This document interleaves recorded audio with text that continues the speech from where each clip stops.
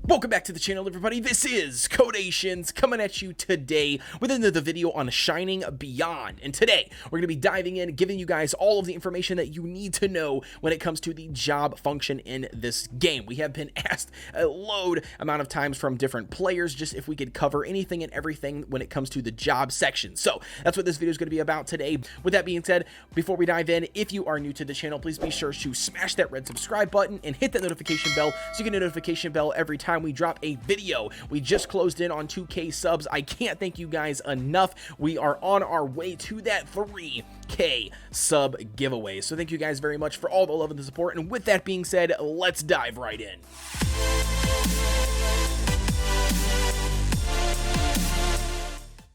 Diving right in, ladies and gentlemen, the first thing you need to know is going to be where to find the job section in the game. Now, this might be super plain and simple for a lot of different players, but you never know, so we got to cover it anyway. So, underneath a specific hero, once you have a hero selected, you will be on the info tab. So, a couple tabs to the right of that is going to be job. Now, I can't remember exactly what level your character has to be in order to unlock the job section, but nevertheless, once it's unlocked, if you are following the in-game tutorials, you'll eventually land on this page with the lovely Jenny giving you a little guide on exactly what jobs are, basically. Now, it's not a super in-depth guide, and hopefully that's what this video is going to clarify for you. Now, the first thing we're going to dive in is you're going to be taking a look at or one of these 4 starting points. Now, this starting point is determined on your specific hero that you have clicked into, and not only that, their class. So to give you guys an example, we're sitting here taking a look at Orisa in the game. She is an Alkalite. That is the reason why we can pump into the Alkalite tree only.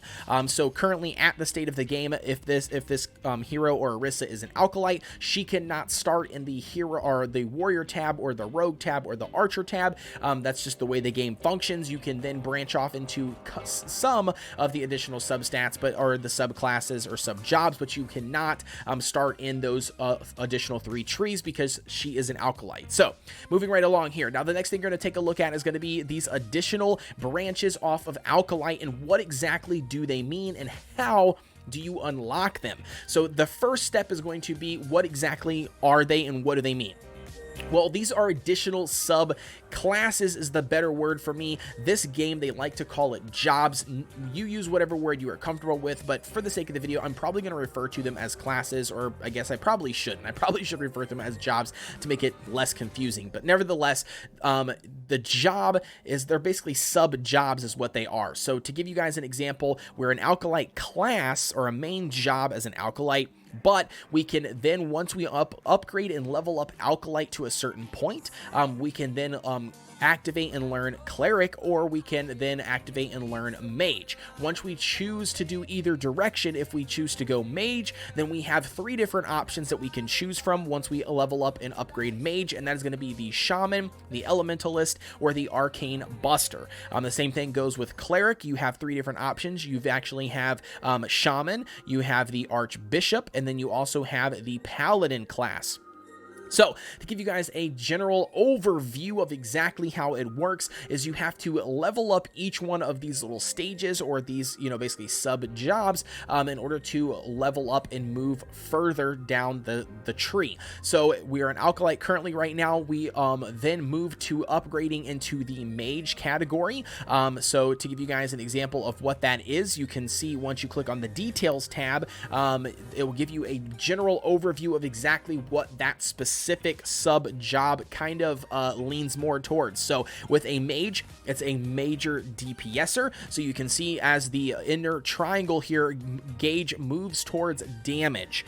So that's going to basically be what this is centered around. The game does an excellent job on giving you the additional information. So mages focus on dealing damage to enemies with arcane missiles that fire on chance with each attack. So again, it does a very good job on giving you a basic overview, but that's exactly what this subclass is about. It's a mage, it's all DPS focused, it's not really a whole lot of support going on, and the skills also pertain to that. So if by choosing the mage class, we gain this passive skill called Arcane Reckoning.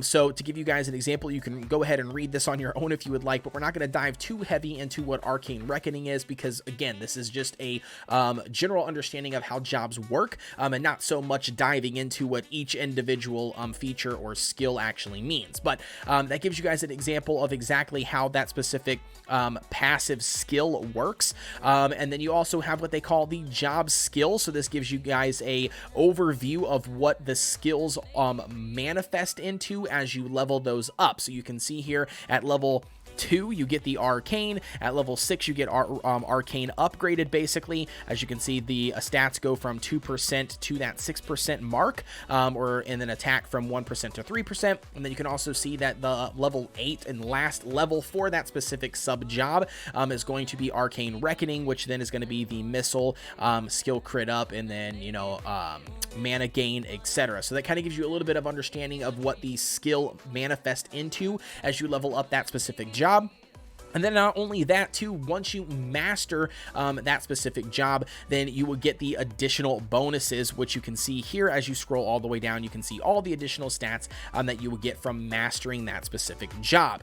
So that kind of gives you a general overview. Each one of those are going to be different. So make sure that before you select anything, you click and highlight those specific sub jobs. So for instance, we're going to click on Cleric. We can click the details for that one. And again, look at the center triangle here, read a little bit of the information, because I think the developers have done a very good job on summing up exactly what that kind of sub job actually does. So to give you guys an example, taking a look at Cleric here as well, this is probably be the last one we'll dive into, because I don't want to waste too much of your time on reading something that you guys can obviously read. But you can see how the triangle has then manifest more into a support healing role, as a Cleric actually would be.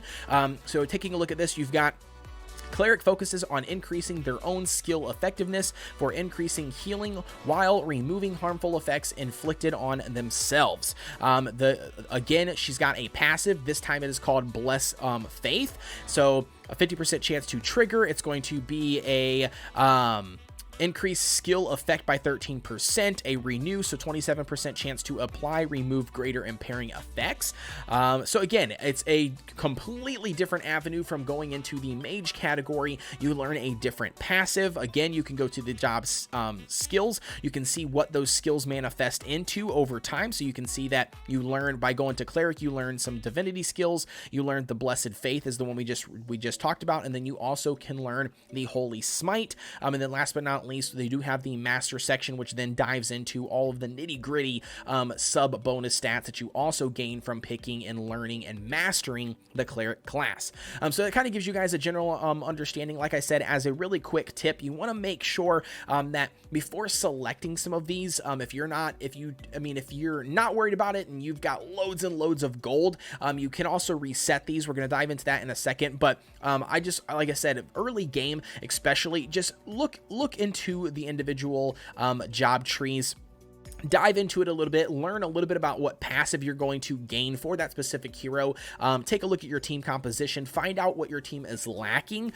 So for instance, if you're using Orisa early on, because the game gives you a copy of her for free, probably loads of copies of her because she's a simple SR unit at the beginning, but nevertheless, getting her and utilizing her, maybe you need additional heals, and so pumping into Cleric might benefit you over pumping into Mage, and vice versa. So again, that's going to be something to just take into consideration. If the job is grayed out, you can also still come over here and click the details button. Now, there are some things to note right off of the bat, and that is going to be because my buddy has already mastered every one of these individual trees for Orisa, for example, the relics don't really pertain to him anymore at this point in the game, because he's already selected and unlocked all of these from her specific skill tree, from the alkaline or alkalite skill tree. Now, if you were just diving into the game, you were new to the game, and you are, let's say you're starting on the very first one here on Alkalite, for instance, to level up Alkalite, you will actually need what they call relics or job relics. You get those specific job relics from the dungeon section in the game. So you go to the adventure mode, you go to the daily dungeons, and then to give you guys an example, Alkalite's magic is currently the one going on for me right now on this beta server. So to give you guys an example of how that works, you can see you get job relics and hero shards specifically from that. It does cost keys in order to run this specific dungeon, and then you can also come up here and actually buy and spend some gems from the supply shop to buy additional keys. So the next thing up is, what if you hop in here and it's not the specific dungeon that you want or that you need for your specific class? Well, you can click on the schedule button up here to the top right, and it gives you a overview of when and what day you have to wait until that specific limited dungeon comes back around for your specific class. So again, you want to make sure that you are on saving up those keys, spending those keys on those specific dungeons that you want. You do get free keys each day, so that's something else to take into consideration. So you want to make sure that you do utilize those keys when you log on, even if it is for a different class that you don't need, just because you do get those free keys daily and you don't want them to go to waste. I mean, you might as well pick something else that's already on there, because you're going to need those eventually when you level up a different hero. But that's going to be how you actually get those specific relics. And relics are what I'm referring to are these guys down here. So you can see the 1-star relics all the way to the 3-star relics. Again, that is going to be what you need early game in order to pump into your specific job and their sub jobs. The next thing up is, once you master a specific job or sub job, and you decide that you want to shift and go to somebody different. So we're going to actually hop over to a different hero here. We're going to hop over to Faye to give you guys an example. So here you go. So this is a prime example. So he hasn't pumped into all of these individual jobs yet. So to give you guys an example, if let's say we hop in here, we don't want to be a paladin anymore or a samurai with our Fae, but instead we want to go something like a Dark Templar or a Defender, right? So we're going to go ahead and click on the center core button. This is how you reset your specific job tree, and yes, you can reset your specific jobs, but there is one thing to note. When resetting the specific job, you don't necessarily, or you don't have to pump into those relics again for those specific jobs that you have already mastered. Okay, so to give you guys an example, we have currently already pumped into on Fae, we've pumped into Warrior, Crusader, Paladin, Zealot, and Samurai. So to give you guys an example of how this works, if we click the reset button here, we're going to spend the 100 gold. It's super cheap. We spend the 100 gold. It resets our jobs, and you can see now we are back on the standard warrior class, and we have two different options to go, either Zealot or Crusader. So as I said before, we don't want to go Paladin, and we don't want to go Samurai, just to give you guys a better example of exactly how this system works. So we're going to go ahead and pump into Crusader, obviously. But as you can see here, we're going to spend 25,000, but because we have already mastered Crusader, you will see what I'm talking about here. It automatically pumps into that 8 out of 8 because we've already mastered Crusader. All it costs us is that additional, I forgot what it was, but however many thousands of gold in order to pump back into it. Again, gold is something that you're going to accumulate on the regular, so it's not really expensive to actually come in here and reset, and it's actually quite a really good idea to do that, depending on what you're lacking at a specific moment and whatever content you're trying to cover in the game. But anyway, so diving back into what we're talking about. So let's go ahead and pump into Dark Templar, for example. So if we go ahead and click job promotion, we can go ahead and do this. You can see we're going to spend 50 gold. Once we spend the 50 gold, it's going to hop into here, and you can see that we are currently only at 9 out of 12. So that's interesting, right? Because if you look at it here, our paladin was 12 out of 12. And so to give you guys an example, if we were to come here, spend the 50,000 as well, if we were to pump into this, you will see that paladin is currently 12 out of 12. itself. It's mastered, right? But our Dark Templar was not mastered, and you can see that we need additional materials, or basically these job relics, these 5-star job relics is what is needed in order for us to level up the Dark Templar, and then our goal is to get to that 12 mark in order to master it. So that's basically gives you guys an example of exactly how that works. But like I said, if you reset your heroes, or you reset your hero's job, it gives you back the specific relics that you've already pumped into that same job. So your ultimate goal in the long run is actually to unlock all of those specific all of the jobs for a specific hero, because in that way you have the ability to cycle through and switch through them at a moment's notice, just by spending gold and not having to farm relics over and over again. So that's kind of gives you a little bit of more information. I know a lot of players don't know all of that because it's not really written anywhere. You kind of have to like find it out yourself, and